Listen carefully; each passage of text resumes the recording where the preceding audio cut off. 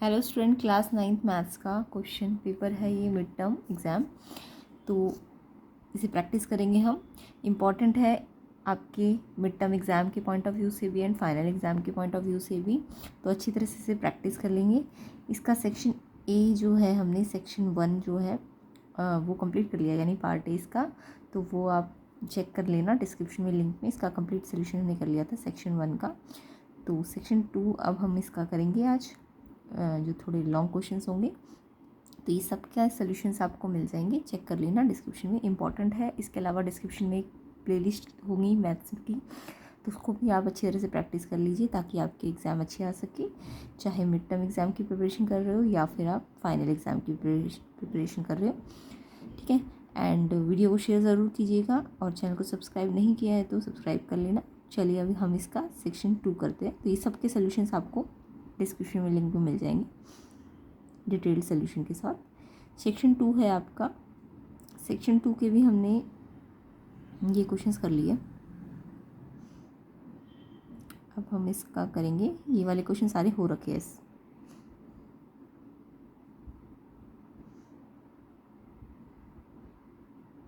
Important questions है, सारे exam में आ सकते हैं। चलिए इसका पार्ट बी करते हैं। तो पार्ट ए को हमने कंप्लीट कर लिया है, आप डिस्क्रिप्शन में चेक कर लेना। अब इसका हम पार्ट बी कर रहे हैं, क्वेश्चन नंबर 21 से। इफ़ ए आपको दिया 2 + √3 फाइंड करना है 1/a। तो जब भी ए आपको ऐसे एक इरेशनल नंबर, देखो एक रेशनल और एक इरेशनल है, तो इनका चाहे सम करो, चाहे प्रोडक्ट करो, मल्टीप्लाई करो, प्लस करो, माइनस करो, ये जो ये नंबर होता है ये इरेशनल होता है। कई बार ये पूछ लेता है 2 + √3 रेशनल है कि इरेशनल, क्योंकि एक रेशनल है इसमें और एक इरेशनल है, तो इनका सम क्या होगा, इरेशनल होगा। अच्छा, ये इरेशनल नंबर आपको ए गिवन है और आपको 1/a फाइंड करना है। तो इसके लिए आप क्या करेंगे, देखेंगे यहाँ पे ए आपको गिवन है, 1/a करना है। तो ए देखो इसके नीचे कुछ नहीं, तो 1 है ना, इसके नीचे 2 + √3 के अपॉन में कितना है, 1 है। नीचे कुछ नहीं होता तो 1 होता है। तो जब मैं इसका रेसिप्रोकल करूँगी तो इसका भी रेसिप्रोकल करोगे तो 1 ऊपर आ जाएगा और ये पूरा नीचे चला जाएगा। और जब भी रूट में कोई नंबर प्लस माइनस में नीचे होता है तो उसको आप ऐसे रेशनलाइज करते हैं।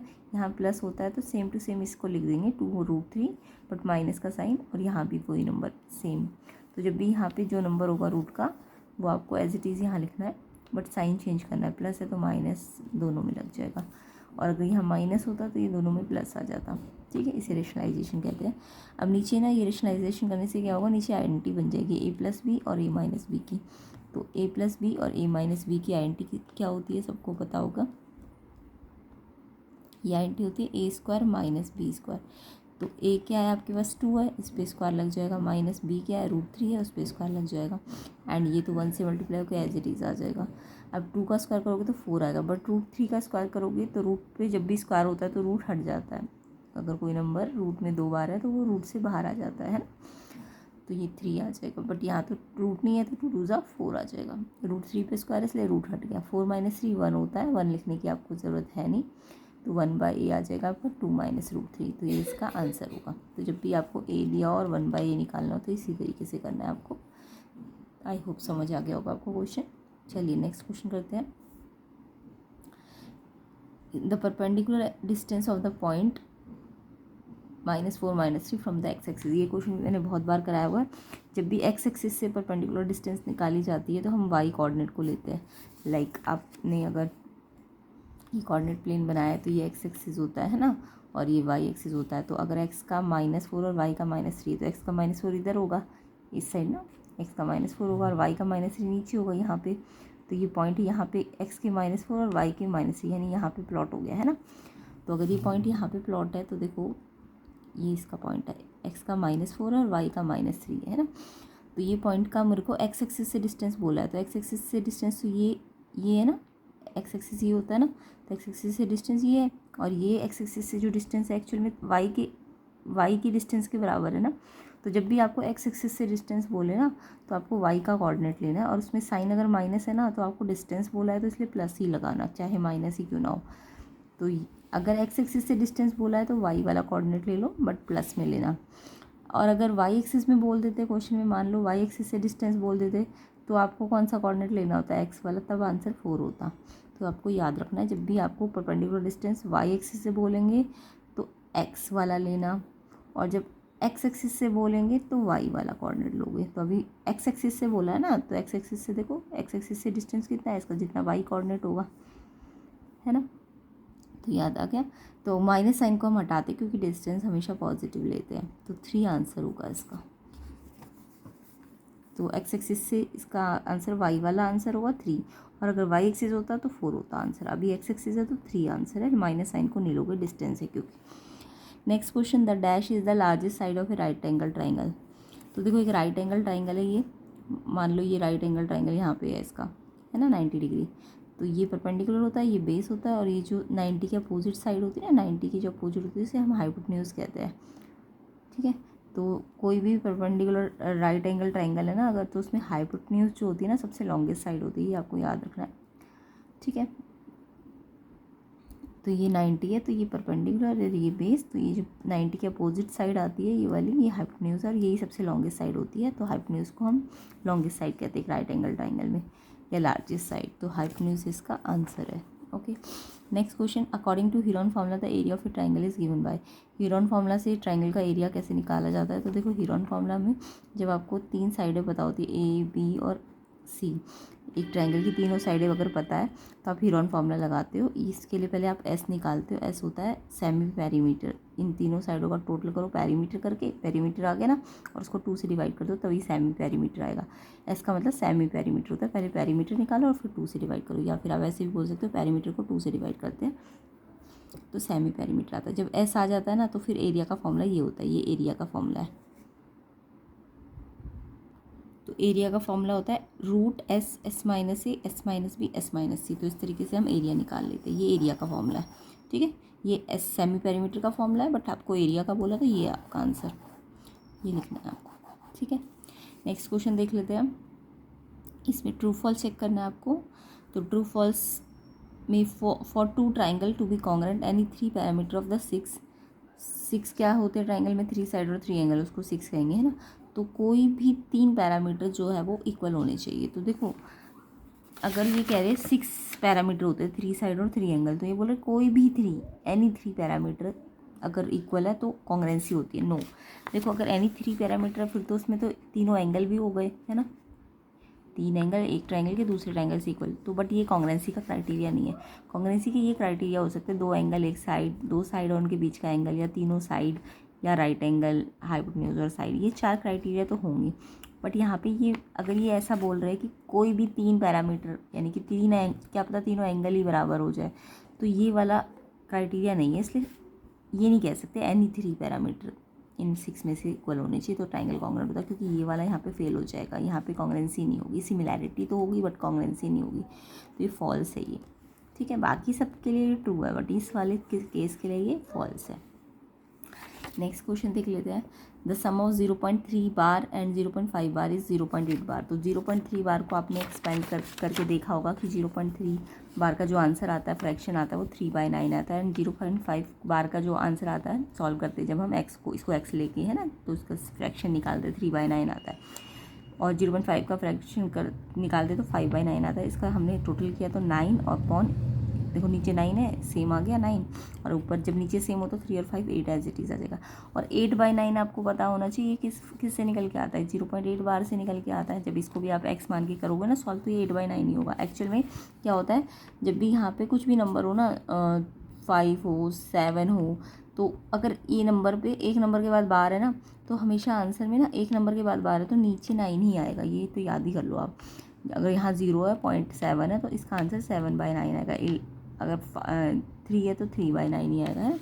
इसका आंसर ये आएगा, इसका आंसर ये आएगा, और इसका टोटल किया तो 8/9, और 8/9 किससे आया हुआ, 0.8 बार से। तो यानी कि ये स्टेटमेंट ट्रू है आपकी, है ना, तो ये ट्रू है, सेकेंड वाला ट्रू है।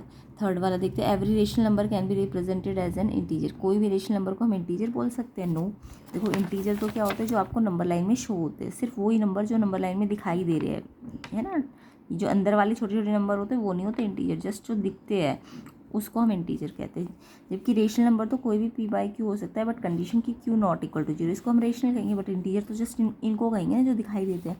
तो अगर मैंने कोई नंबर -2/5 3/5 ले लिया तो ये रेशनल तो हो जाएगा, बट क्या ये इंटीजर होगा, 3/5 तो अंदर कहीं पे आएगा ना, छोटे छोटे डेसिमल प्लेसेस पे, तो ये रेशनल तो है बट ये इंटीजर नहीं है। तो आप ये नहीं कह सकते कि सारे रेशनल नंबर जो है वो इंटीजर होते हैं। हाँ, उल्टा बोल सकते हो कि सारे इंटीजर रेशनल हो सकते हैं बट सारे रेशनल इंटीजर नहीं होंगे।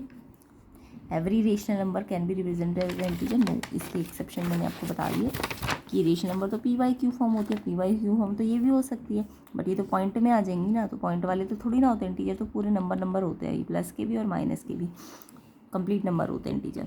तो ये तो फ्रैक्शंस है, पॉइंट में आ जाएंगे, तो ये रेशनल तो हो सकते हैं बट इंटीजर नहीं हो सकते। तो आप रेशनल को इंटीजर नहीं कह सकते। हाँ, अगर उल्टा लिखा होता इंटीजर रेशनल होते हैं, यस, तब ट्रू होता, अभी फॉल्स है ये। तो यहाँ पे आपको क्या लिखना है, फॉल्स है ये, ठीक है। नेक्स्ट क्वेश्चन देख लेते हैं। Lines which are parallel to the same line and parallel to each other. Lines अगर पैरेलल है सेम लाइन की तो वो आपस में भी पैरेलल होती है। लाइक एग्जाम्पल ले लेते हैं, मान लो LMN 3 लाइन है, ठीक है। मान लो LM के पैरेलल है और NM के पैरेलल है, LM के पैरेलल है और N भी M के पैरेलल है ना। तो अगर ये भी M के पैरेलल है और ये भी M के पैरेलल है तो हम ये नहीं कह सकते कि M के तो दोनों ही पैरेलल है, तो L और N भी तो आपस में क्या हो सकती है, पैरेलल हो सकती है ना। तो यस, ये ट्रू है, ठीक है। नेक्स्ट क्वेश्चन देख लेते हैं। 23 क्वेश्चन इसको सॉल्व करना है। 12 की पावर 2/3 और 5 की पावर भी 2/3 है। तो देखो यहाँ पे एक्सपोनेंट का ये वाला रूल लगेगा, जब बेस तो डिफरेंट है बट पावर सेम है और मल्टीप्लाई अंदर, तो आप जब पावर सेम होती है ना तो पावर को एक बार लिखते हैं और मल्टीप्लाई है तो अंदर मल्टीप्लाई कर देंगे बेस को। हाँ, अगर ये प्लस होता ना तब आप ये फॉर्मूला नहीं लगा सकते, तब गलत हो जाएगा। मल्टीप्लाई या डिवाइड में ये फॉर्मूला लगेगा, यानी कि जब पावर सेम होगी तो पावर को एक बार लिख दो और ये जो बेस है इनको अंदर ब्रैकेट में मल्टीप्लाई कर दो, है ना। तो इसमें भी हम यही लगाएंगे। 12 और 5 बेस है, इनको तो अंदर रख दो क्योंकि पावर सेम है दोनों की, तो इनको अंदर रख के ये 2/3 पावर एक बार लिख दो। अब 12 5 जा तो 60 होता है, 60 की पावर 2/3। अब क्योंकि इसके कुछ हम प्राइम फैक्टर कर भी दे तो भी इसमें कोई भी नंबर ऐसा नहीं जो 3 टाइम्स आएगा, ताकि इससे कैंसिल हो जाता, तो ये 60 2/3 एज इट इज़ रहेगा, ठीक है। हाँ, अगर यहाँ पे प्राइम फैक्टर कुछ ऐसा आता कि मान लो 216 आ जाता और उस पर कितना होता 2/3 होता, तो हम 216 को 6 की पावर क्या लिख सकते 3, और ये पावर ऑलरेडी एक पावर यहाँ पे भी है तो ये पावर इस पावर से मल्टीप्लाई हो जाती तो ये कट जाता, तो 6 2 36 आ जाता आंसर। बट अभी 60 के ऐसे कोई प्राइम फैक्टर होंगे नहीं कि जो 3 के पेयर में हो, तो ये कटेगा नहीं, तो ये एज इट इज़ रहेगा। तो ये इसका आंसर है, बस इसमें ये वाला एक्सपोनेंट का जो रूल है ये लग जाएगा, ठीक है। तो इस तरीके से हमारा क्वेश्चन 23 भी हो गया। 24 देख लेते हैं। फाइंड करना है एक्स, ये देखो LM की पैरेलल है, एक्स फाइंड करना है। तो यहाँ पे अगर ये पैरेलल है तो एक्स कैसा अल्टरनेट एंगल है ना, मैंने आपको पहले भी समझा रखा है, जब भी दो लाइन पैरेलल गिवन नहीं है बट हमें और किसी तरीके से एक्स निकाल ही नहीं सकता है ना, तो बट यानी ये पैरेलल होगी, तो ये इसके पैरेलल है और ये पैरेलल लाइन के अंदर अगर एक एंगल इधर बन रहा है और एक एंगल इधर बन रहा है, पैरेलल लाइन के अंदर एक एंगल इधर बन रहा है एक एंगल इधर, तो ये बराबर होते हैं, इनको हम अल्टरनेट इंटीरियर कहते हैं। तो यानी एक्स किसकी इक्वल हो जाएगा 110 की, तो एक्स की वैल्यू 110 डिग्री अल्टरनेट इंटीरियर से इक्वल हो जाएगा ये वाला, ठीक है। और वाई भी 110 हो सकता है क्योंकि ये कॉरेस्पॉन्डिंग एंगल है, जब भी एक एंगल लाइन के नीचे और दूसरा भी लाइन के नीचे हो सेम साइड में, तो ये कॉरेस्पॉन्डिंग एंगल होता है। तो वाई कितना आ जाएगा 110 और वाई और जेड का सम कितना होता है 180, तो जेड आ जाएगा 70, है ना। ऐसे करके आप निकाल सकते हो, बट अभी तो एक्स ही निकालना है, तो 110 इसका आंसर होगा। नेक्स्ट क्वेश्चन इसका चॉइस वाला है, ये तो बहुत सिंपल है, एक ट्राइंगल है, इसमें 2 एंगल तो दिख ही रहे, आपको ये पी निकालना है, तो ये दिख भी नहीं रहा, तो ये समझ जाओ ये जब भी ऐसा बॉक्स बनाओ तो 90 डिग्री होता है, 90 और ये 35 और ये पी। तो आपको पता है तीनों एंगल का सम कितना होता है 180, तो एक पी है, एक 90 और एक 35 है, ये डब्बे को हम 90 कहते हैं, ठीक है। पी यहीं रहेगा, ये दोनों को पहले प्लस कर दो और फिर यहाँ ले जाके माइनस कर दो, माइनस करोगे तो 55 आंसर आ जाएगा पी का, तो इस तरीके से हो जाएगा। Next question number 25, the graph of the linear equation 4x = 6 is parallel to which axis. तो यहाँ पे अगर हम इस लीनियर इक्वेशन का ग्राफ बनाए तो वो किस एक्सिस के पैरेलल आएगा। तो देखो यहाँ पे जस्ट एक वेरिएबल वाली इक्वेशन है ना, वैसे तो इक्वेशन 2 वेरिएबल वाली होती है बट यहाँ तो सिर्फ x वेरिएबल है, तो जब सिर्फ एक वेरिएबल वाली इक्वेशन हो ना तो वो हमेशा पैरेलल होती है, या तो x एक्सिस के या y एक्सिस की। तो ऑब्वियसली ये एक ही वेरिएबल है तो यानी ये किसी ना किसी एक्सिस की तो पैरेलल आएगी। तो यहाँ से पहले मैं 4x अगर 6 दिया है तो मैं पहले x निकाल लूँगी। x निकालने के लिए इस 4 को यहाँ मल्टीप्लाई से डिवाइड में ले जाएंगे, फिर ये कट जाएगा, 2 2 जा 4, 2 3 जा 6, तो 3/2। x की वैल्यू कितनी आ गई 3/2। तो जब x की वैल्यू दी हो ना इक्वेशन में तो वो x एक्स के 3/2 से होते हुए चली जाएगी। एक्स का 3/2 कहाँ पे आएगा, देखो एक्स का 1 यहाँ है और ये 2 है, तो एक्स का 3/2 यानी 1 और 3/2 का मतलब 1.5 होता है ना, तो 1 और 2 के बीच से 1.5 से ये 1.5 है, तो एक्स का 1.5 है, तो एक्स के 1.5 को काटते हुए चली जाती है लाइन। समझ आया। तो जब x बराबर में कुछ दिया हो तो वो लाइन x को ही काट के जाएगी, और अगर x को काट के जाएगी तो वो पैरेलल किसके आ जाएगी, y एक्सिस के। अगर x बराबर में कुछ है, याद रखना जब भी x बराबर में a या प्लस माइनस a जो भी है, प्लस हो चाहे माइनस हो, अगर ऐसी इक्वेशन है आपके पास तो हमेशा y एक्सिस के पैरेलल होगी। हाँ, अगर इक्वेशन में y इक्वल टू कुछ होता, मान लो y इक्वल टू 2 होता, तो वो कहाँ से होके जाती, वो y के 2 से होते हुए जाती, यहाँ से होके ऐसे चली जाती, तो वो फिर x को पैरेलल में, तब वो y इक्वल टू 2 होता तो वो x के पैरेलल होती, किसके पैरेलल होती है, x के। बट अभी x इक्वल टू समथिंग है तो वो y के पैरेलल होगी। तो कौन से एक्सिस के पैरेलल है, y एक्सिस के। नेक्स्ट इसका चॉइस का क्वेश्चन है, at what point does the graph 2x minus Y equal to 6 cut the X axis. ये जो इस लाइन का ग्राफ है वो एक्स एक्सिस को कहाँ पे काटेगा। तो देखो मान लो ये एक कोऑर्डिनेट प्लेन है, यहाँ पे एक लाइन है, मान लो ये लाइन है। अभी मैंने इसके पॉइंट नहीं निकाले बट मैं मान के चल रही हूँ, मान लो ये लाइन ऐसे जा रही है। तो अगर ये एक्स एक्सिस होता है ना, ये क्या होता है, एक्स एक्सिस होता है। मान लो ये लाइन एक्स एक्सिस को यहाँ पे काट के गई, तो आपको पता है ना एक्स एक्सिस पे एक्स तो पॉइंट प्रेजेंट होता है बट वाई पॉइंट नहीं होता। तो एक्स एक्सिस जब भी बोले ना तो उसका मतलब समझ जाओ y इक्वल टू 0 होता है। तो यहाँ पे मैं इस इक्वेशन में y को कितना रख दूँगी, 0, क्योंकि एक्स एक्सिस बोला है तो y पक्का 0 होगा। तो y की जगह 0 रख दो, तो यहाँ से x निकल जाएगा, 2x इक्वल टू 6 आ जाएगा, तो x की वैल्यू 3 आ जाएगी। अब x की वैल्यू तो है बट y नहीं है, तो पॉइंट क्या होगा, x की वैल्यू 3 और y की वैल्यू 0, तो ये पॉइंट होगा। हाँ, अगर क्वेश्चन में y एक्सिस बोल देते तो आपको y एक्सिस में पक्का याद रखना है x 0 होता है ना। y एक्सिस का पॉइंट में x 0 होगा और y होगा, तो पहले x लिखना चाहिए बाद में y। तो x y एक्सिस जब भी हो तो x 0, तो पॉइंट क्या होता है 0 y। तो यहाँ पे x को 0 रखते तो y माइनस 6 आ जाता, तो पॉइंट क्या बन जाता, 0 माइनस 6, है ना, तब ये होता। बट अभी फिलहाल तो x एक्सिस वाला है तो y 0 रखना है, तो x की वैल्यू आ गई 3 और ये पॉइंट हो जाएगा। तो मैंने दोनों तरीके से करके दिखा दिया आपको ये क्वेश्चन, तो अभी आंसर ये होगा। नेक्स्ट क्वेश्चन है 26, इन ट्राइंगल ए बी सी के इक्वल एंगल भी 40 है, वैल्यू ऑफ सी निकालनी है। तो देखो जब भी एक ट्राइंगल में दो साइडें बराबर हो तो कैसे करते हैं। तो यहाँ पे एक ट्राइंगल दिया हुआ ए बी सी, इसमें ए बी और बी सी इक्वल है। तो जब भी दो साइडें बराबर हो ना तो उनके जो अपोजिट एंगल है, इस साइड और इस साइड के अपोजिट एंगल कौन सी, ये 2 है ना, या फिर ऐसे भी पता कर लिया करो, ए बी अगर बी सी के इक्वल दिया हुआ है तो बी जो दोनों में है वो तो हट जाएगा, तो जो बचेगा वही एंगल इक्वल होते हैं। ठीक है, ए बी बराबर बी सी दिया हुआ है आपको, बी दोनों में है तो बी को हटा दो, तो ए और सी आपस में बराबर हो जाएंगे। मान लो अगर क्वेश्चन में ए सी और ए बी दिया होता तो अब क्या होता, दोनों में ए है तो ए हट जाता, तो एंगल सी एंगल बी के बराबर हो जाता। तो जब भी आपको साइड दी हो ना तो आप उससे इक्वल एंगल निकाल सकते हो। दो साइडों के बीच के, दो साइडों के अपोजिट एंगल क्या होते हैं, बराबर होते हैं। तो angle opposite equal sides are equal, ये लिख लेना। ठीक है, तो एंगल ए और सी इक्वल है तो दोनों को हमने एक्स एक्स मान लिया, ये एक्स और ये एक्स, और एंगल भी आपको क्वेश्चन में दे रखा है कितना, 40।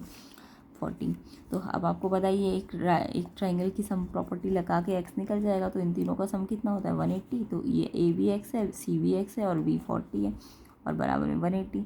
तो एक्स एक्स कितना होता है 2x, एक्स एक्स को तो एक्स एक साथ जोड़ के यहाँ लिख दिया और नंबर को इधर भेज दिया, तो ये प्लस है तो माइनस हो जाएगा, फिर माइनस करोगे 140 आ जाएगा। फिर x निकालना है तो 2 जो मल्टीप्लाई में है यहाँ के डिवाइड हो जाएगा, तो ये तो सॉल्व करना आता ही होगा आपको। तो x की वैल्यू 70, यानी a और c को आपने x माना था ना, तो वो कितना आ जाएगा 70, यानी सी भी कितना आ जाएगा 70। तो आपको सी की वैल्यू निकालनी थी तो उसकी वैल्यू 70 डिग्री आ जाएगी। अब इसका चॉइस वाला क्वेश्चन देख लो, write the congruency criteria for triangle A B C and triangle P Q R, जहाँ पे ए बी क्यू पी के बराबर है, बी पी के बराबर है और बी सी पी आर के। अब देखो ए बी क्यू पी के बराबर है, तो पहले मैंने एक ट्राइंगल बनाया ए बी सी। अब अगर ए बी क्यू पी के बराबर है तो अगर ए बी यहाँ है तो इसकी क्यू पी भी इधर रख लो, क्योंकि ए बी क्यू पी के बराबर दी हुई है। तो अगर ये ए बी मैंने यहाँ लिया तो इसकी क्यू पी यहाँ ले लो, और फिर बी सी पी आर के बराबर तो इसकी बी सी यहाँ लिए तो इसकी पी आर यहाँ ले लो, तो ये ट्रायंगल इसके अकॉर्डिंग बन जाएगा। तो मुझे इसका नाम सही से पता चल जाएगा, ये वाली साइड इसकी इक्वल है, ये वाली साइड इसकी इक्वल है, तो ये ट्रायंगल का नाम ए बी सी है, तो इसका नाम क्या हो जाएगा क्यू पी आर, है ना। तो जैसे लिखा है ना ए बी क्यू पी के इक्वल, तो ए बी को यहाँ लोगे तो क्यू पी को भी यहीं लेना, बी सी को यहाँ लो रहे हो तो पी आर को यहाँ लेना, ताकि ये मैचिंग हो जाए और ट्रायंगल का नाम लिखना आसान हो जाए। ए बी सी और क्यू पी आर ट्रायंगल का नाम है। अब यहाँ पे दो साइडें बराबर और एक एंगल बराबर है, तो जब भी ऐसा हो तो कौन सा क्राइटेरिया लोगे, साइड एंगल साइड वाला, ये वाला क्राइटेरिया। तो ये वाला क्राइटेरिया यहाँ पे यूज़ हो रहा है। नेक्स्ट क्वेश्चन देख लेते हैं। √2 और √3 के बीच में इरेशनल नंबर बनाने। तो √2 एक इरेशनल नंबर है, √3 भी एक इरेशनल नंबर है, क्योंकि रूट से कभी बाहर मतलब जब उसका आप डिवीज़न करोगे ना लॉन्ग डिवीज़न, तो वो कभी पॉइंट के बाद ख़त्म नहीं होता, तो ये इरेशनल होता है √2 और √3। तो √2 का जब आप करते हो ना, रूट निकालते हो तो 1.41 और बहुत बार रिपीटेड होकर वो चलता रहता है। ऐसे √3 का डेसिमल एक्सपेंशन 1.732, ये भी रिपीट होता रहता है बार बार और सेम रिपीट नहीं होता, इसलिए इरेशनल होते हैं। ठीक है, अब √2 और √3 आपकी वैल्यू पता है अगर आपको, तो आप सोचो 1.41 और 1.73 के बीच में कौन कौन से नंबर आ सकते हैं जो इरेशनल बनाने हो। तो देखो 1.41 है तो 47 आ सकता है ना इनके बीच में, 1.47। अब इरेशनल बनाने हैं तो इसको रिपीट मत करना, 48 बना लो, 49 बना लो, यानी ताकि हमें पता चले कि ये रिपीट नहीं हो रहा। हाँ, अगर ये रेशनल बोलते ना तो हम 1.47 पे ऐसे बार लगा देते तो ये रेशनल बन जाता। और 1.61, अब देखो 61 अगर इरेशनल बनाना है तो इसको सेम रिपीट नहीं करना, 611 कर दो, 611 कर दो, ताकि ये नॉन रिपीटिंग बन जाए। तो नॉन टर्मिनेटिंग नॉन रिपीटिंग को ही तो हम क्या कहते हैं, इरेशनल कहते हैं। हाँ, अगर ये रेशनल बनाने को कहते हैं तो फिर 1.61 पे क्या लगा देते, आप बार लगा देते, या फिर ऐसे करेक्ट करके बिना डैश लगाए छोड़ भी सकते थे। तो ये क्या बन जाते हैं आपके रेशनल। बट अभी इरेशनल बनाने तो आपको कुछ ऐसे बनाने कि वो दिखे कि वो रिपीटेड सेम नहीं हो रहे हैं, वो हर बार चेंज हो रहे हैं, और डैश लगा के छोड़ देना, तो इनको हम इरेशनल कहते हैं। तो पहले इनकी वैल्यू निकाल लेना, उनके बीच में ऐसे कोई भी इरेशनल नंबर बना सकते हो आप, कितने भी। नेक्स्ट क्वेश्चन नंबर 28 देख लेते हैं। One of the angle of a linear pair 65 है, आपको अदर एंगल निकालना है। तो लीनियर पेयर कैसे बनता है, एक लाइन में ना दो एंगल बन जाते हैं, एक लाइन है और ये एक रे इसको दो एंगल में डिवाइड कर रही है, तो एक एंगल यहाँ एक एंगल यहाँ है। और लीनियर पेयर में हमेशा इन दोनों का सम कितना होगा, 180 होगा, ये याद रखना। लीनियर पेयर में एक लाइन में दो एंगल का सम 180 होता है। तो ये प्लस ये 180, ये जो निकालना है इसको एक्स मान लिया तो एक्स यहीं रहेगा, ये वहाँ जाके माइनस हो जाएगा, तो ये आ जाएगा आपका 115, सेकेंड एंगल जो है 115 डिग्री आ जाएगा। नेक्स्ट क्वेश्चन है, if two angle of triangle are complementary what type of triangle will be form. अगर एक ट्राइंगल में दो एंगल कॉम्प्लीमेंट्री है तो वो ट्राइंगल किस टाइप का है।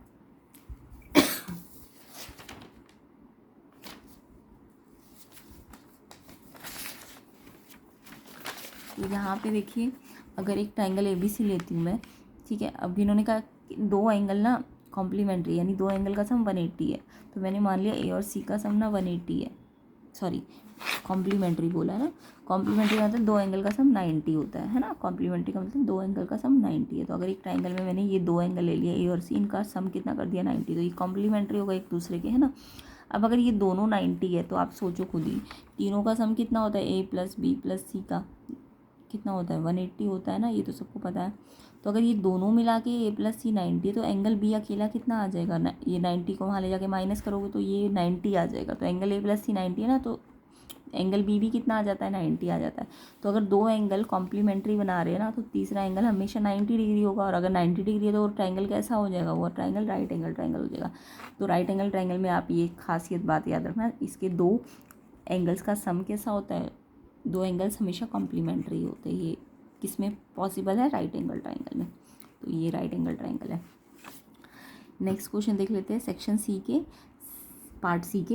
पार्ट सी में आपको ये सॉल्व करना है, एक्सपोनेंट्स के रूल लगाने हैं यहाँ पे, और यहाँ पे आपको रेशनलाइजेशन वगैरह करना है, ठीक है। तो इसका हम पार्ट सी के कुछ क्वेश्चन अभी कर लेते हैं, बाकी के क्वेश्चन हम नेक्स्ट पार्ट में करेंगे। तो देखिए, इसके शुरुआत के क्वेश्चन मैं करा देती हूँ। तो सॉल्व करना है 25 की पावर 3/2, 243 की 3/5, 6 की पावर 5/4, 8 की पावर 4/3। तो यहाँ पे आपको क्या करना है, इस एक्सपोनेंट के रूल में देखो, ये पावर फ्रैक्शन में और ये भी पावर फ्रैक्शन में, तो आप इसके प्राइम फैक्टर कर लो।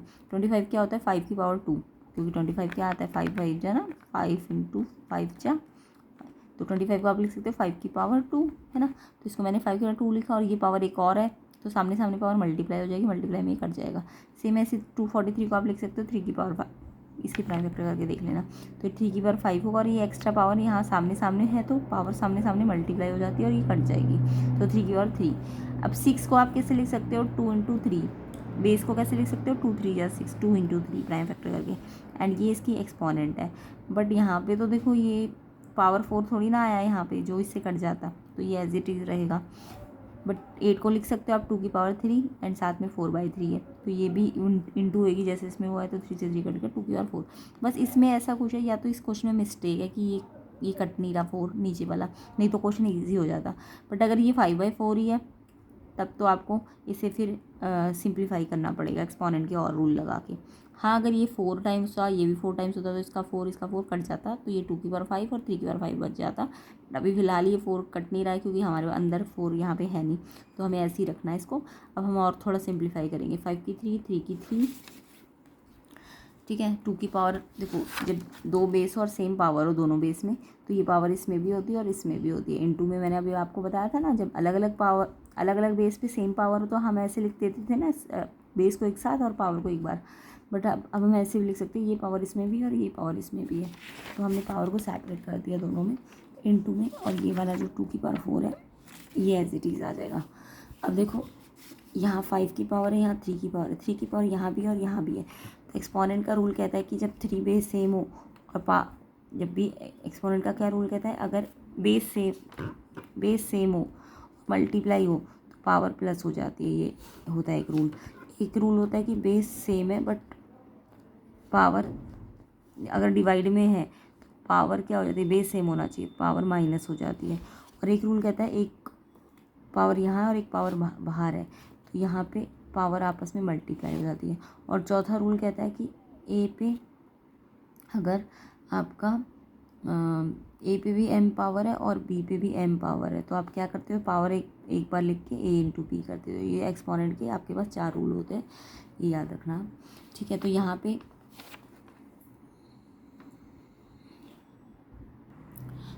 पे हम ये रूल लगाएंगे कि बेस सेम है ना दोनों में, दोनों अगर बेस सेम है तो ये पर डिवाइड में है ना, 3 आपस में डिवाइड में है, तो जब भी डिवाइड में हो तो 3 बेस को एक बार लिख दो ऊपर, ये वाली पावर यहाँ की माइनस हो जाएगी, 3 माइनस 5/4।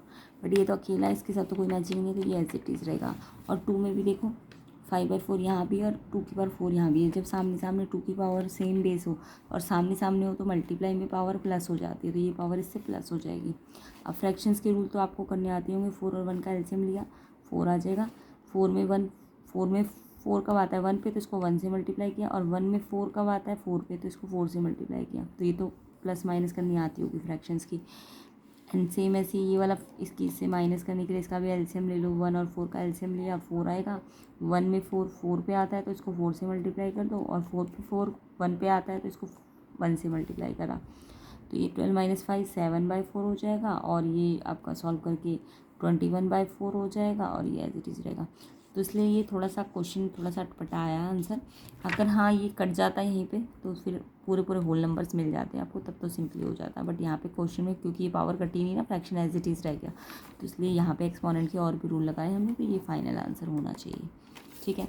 नेक्स्ट क्वेश्चन है, पी आपको दिया है 5 - 2√6 फाइंड करना है। ये 1 - p का होल स्क्वायर अपॉन p का स्क्वायर। इसके लिए आप पहले ना क्या करो, p दिया हुआ है आपको, पहले आप p स्क्वायर निकाल लो। p का स्क्वायर का मतलब इस पे स्क्वायर किया तो इस पे भी स्क्वायर करना पड़ेगा, तो पूरे पे स्क्वायर करना पड़ेगा। तो a - b का होल स्क्वायर का फॉर्मूला लगा दो। इसका स्क्वायर करो, a - b का होल स्क्वायर क्या होता है, a का स्क्वायर b का स्क्वायर -2ab है ना, ये फॉर्मूला लगाना है आपको। तो a का स्क्वायर करोगे तो 5 का स्क्वायर 25 हो जाएगा। 2√6 का स्क्वायर करोगे तो देखो 2√6 का स्क्वायर का मतलब 2√6 को 2√6 से मल्टीप्लाई करोगे। तो मल्टीप्लाई कैसे करते हैं, 2 को 2 से मल्टीप्लाई करो, नंबर को नंबर से और रूट को रूट से। तो √6 को √6 से करोगे तो 6 आ जाएगा, और फिर वापस में मल्टीप्लाई हो जाएंगे। √6 सेम बार 2 बार है ना, तो रूट हट जाता है। तो इस नंबर को नंबर से मल्टीप्लाई, रूट को रूट से, और इसका रूट हट जाएगा, तो 4 6 24 आ जाएगा जब इसका स्क्वायर करोगे आप। और फिर 2 × a × b, a क्या है 5 और b क्या है 2√6। अब इनको कैसे मल्टीप्लाई करोगे, नंबर को सारे नंबर से मल्टीप्लाई करो, 2 5 10 2 20, और रूट एक ही है तो एज इट इज़ रख दो। फिर ये प्लस नंबर दोनों है, दोनों नंबर है, इससे थोड़ा ना सॉल्व होंगे, ये रूट वाली टर्म है, तो इसको पहले प्लस कर लो और फिर ये, तो ये मेरा p स्क्वायर आ गया, ठीक है। इसके बाद हमें फाइंड क्या करना है, 1 - p का whole square upon p square. तो हम इसे ऐसे भी लिख सकते हैं ना, इसको खोल दो, a - b का होल स्क्वायर, a का स्क्वायर प्लस b का स्क्वायर -2ab, 2 × 1 × p यानी 2p आ जाएगा अपॉन में p स्क्वायर। अब ये p स्क्वायर देखो, इन तीनों के, ये जब ऊपर तीन हो और नीचे सिंगल हो तो ये p स्क्वायर इसके अपॉन में भी है, इसके अपॉन में भी है और इसके अपॉन में भी है। तो जब ये इसके अपॉन में तो ये आ जाएगा, जब ये इसके अपॉन में तो ये कट के 1 आ जाएगा, और ये जब इसके अपॉन में है तो p से एक p कट जाएगा और 2/p बच जाएगा। अब आपने 1/p स्क्वायर निकालना है। p स्क्वायर तो मैंने निकाल दिया था, ये आया था हमारा। अब 1/p स्क्वायर यानी इसका उल्टा करोगे 1/। अभी ये मैंने आपको सिखाया कि जब ये इसका उल्टा होता है तो रेशनलाइज करना पड़ता है, तो ये माइनस होता है तो यहाँ प्लस प्लस आ जाता है। जब ये माइनस हो तो सेम यही चीज़ आ जाती है बट प्लस में आ जाएगी।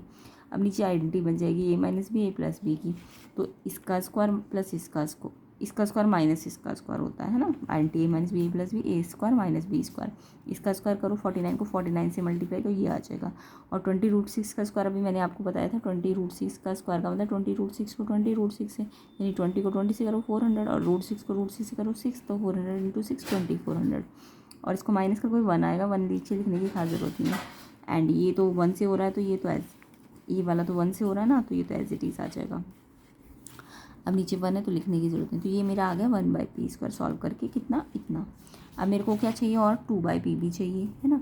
2/p का मतलब 2/pp क्या था हमारा क्वेश्चन में, ये था। तो अब इसमें भी रेशनलाइज करना पड़ेगा, तो ये माइनस में तो ऊपर नीचे प्लस में आ जाएगा। फिर से a minus B A plus B की एंटी बनाओ, a का स्क्वायर माइनस b का स्क्वायर, एंड ये 2 इस पूरे से मल्टीप्लाई हो जाएगा। अब ये a का स्क्वायर माइनस b का स्क्वायर, a का स्क्वायर 25 आ जाएगा, सेम ऐसे ही जैसे ये सिखाए है, 2 2 जा 4 और 6 आएगा तो 24 आ जाएगा। इसका भी नीचे करोगे तो -1 आ जाएगा नीचे, और ये एज इट इज़ आ जाएगा। 2 को अंदर दोनों से मल्टीप्लाई किया, 2 5 10 और 2 2 4 से होगा, बट 6 से नहीं होगा, तो एज इट इज़ आ जाएगा ये, ठीक है। अब ये आ गया इसका आंसर। तो अब हम क्या करेंगे, ये जो 2/p की वैल्यू आई है और ये जो 1/p² की वैल्यू आई है, इसको हम यहाँ पे रखेंगे, है ना। तो 1/p² की जगह हमने ये रख दिया, 2/p की जगह हमने ये रख दिया, बाहर माइनस है तो उसके साइन चेंज कर दिए, एंड साथ में +1 भी है तो ये रख दिया। अब 49 और 1 कितने होता है 50, और माइनस टर्न करोगे तो 40, एंड 20√6 से माइनस हो सकता है, तो 20 - 4 करोगे तो 16√6, ये इसका आंसर होगा। थोड़ा ट्रिकी क्वेश्चन है बट ऐसे करना था, इसका आंसर ये आ जाएगा। अब हम नेक्स्ट क्वेश्चन ना, वीडियो बहुत लंबी हो गई है, क्वेश्चन नंबर 30 से लेके बचे हुए जितने भी क्वेश्चन हैं वो हम नेक्स्ट पार्ट में कर लेंगे। सारे क्वेश्चन इंपॉर्टेंट है, कमेंट करके बताइए आपको इनका सोल्यूशन चाहिए कि नहीं चाहिए, मैं करा दूँगी, ठीक है। तो इन सब के आंसर आपको नेक्स्ट पार्ट में मिल जाएंगे। तो वीडियो को शेयर ज़रूर कीजिए, चैनल को सब्सक्राइब कर लीजिए अगर नहीं किया है तो, और इसका जो फर्स्ट पार्ट है वो आपको डिस्क्रिप्शन में लिंक में मिल जाएगा, चेक कर लेना और अच्छी तरह से प्रैक्टिस कर लीजिए इस क्वेश्चन पेपर को, इंपॉर्टेंट एग्जाम के पॉइंट ऑफ व्यू से भी। और प्लेलिस्ट की वीडियोज़ को भी देख लेना 9th क्लास की, वो भी बहुत इंपॉर्टेंट है फाइनल एग्ज़ाम और मिड टर्म एग्ज़ाम के पॉइंट ऑफ व्यू से। अच्छी तरह से उन्हें प्रैक्टिस कीजिए, सिर्फ देखना नहीं, कॉपी पेन लेके करना भी है, ठीक है। वीडियो को शेयर कर दो, एंड अगर कोई क्वेरी है तो कमेंट करके बताइएगा।